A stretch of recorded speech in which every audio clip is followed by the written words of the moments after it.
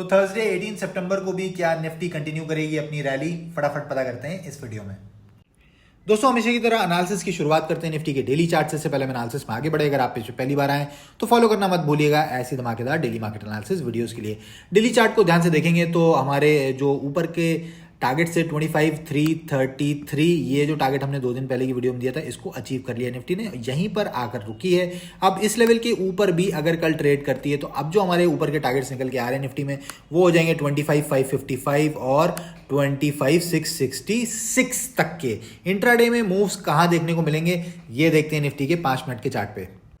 दोस्तों अब हम आ चुके हैं निफ्टी के 5 मिनट के चार्ट पे। कल की एनालिसिस आपको हमारी याद होगी तो हमने आपको 25,275 का लेवल दिया था बाइंग के लिए और हमने बोला था फ्लैट अगर ओपनिंग होगी तो इसके ऊपर निकलते ही हम बाइंग करेंगे। अब आज मार्केट ने करा क्या, ओपनिंग ही इसके ऊपर दे दी, यानी गैप अप ओपनिंग हुई।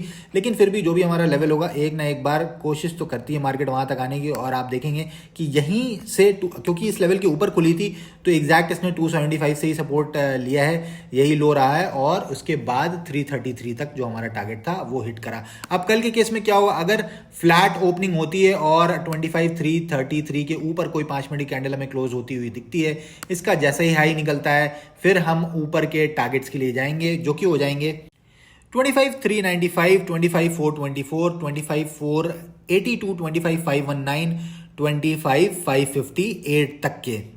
अब दूसरा बाइंग का सिनारियो कहाँ डेवलप होगा दोस्तों, अगर हमें कल छोटा सा गैप डाउन देखने को मिलता है और मार्केट 275 और 334 के बीच में खुलती है, देखिए सबसे बढ़िया बाइंग अपॉर्चुनिटी मिलेगी जब मार्केट पहले नीचे आए 25,260, ये इंपॉर्टेंट लेवल है, यहां पर आए, यहां से सपोर्ट दिखाए और पलटकर दोबारा 25,275 के ऊपर क्लोजिंग दे दे और कोई 5 मिनट कैंडल क्लोज करेगी, इसका हाई निकलते ही इसी 260 का एसएल लगाकर फिर हम सेम अपसाइड टारगेट्स के लिए जाएंगे जो आपको बताया मैंने। सेलिंग हम तभी करेंगे जब छोटे से गैप डाउन के बाद मार्केट यहां तक 260 तक आ जाए, यहां सपोर्ट दिखाए ना, इसके नीचे कोई 5 मिनट की कैंडल क्लोज हो जाए, उसका लो टूट जाए, तब हम सेल करेंगे। बेहतर ये रहेगा कि ये करने के बाद कुछ इस तरह का हमें प्राइस एक्शन यहां पर मिले, फिर हम 260 के नीचे सेल कर सकते हैं और इस केस में हमारे जो टारगेट हो जाएंगे वो 25,222, 156, 133 तक के रहेंगे।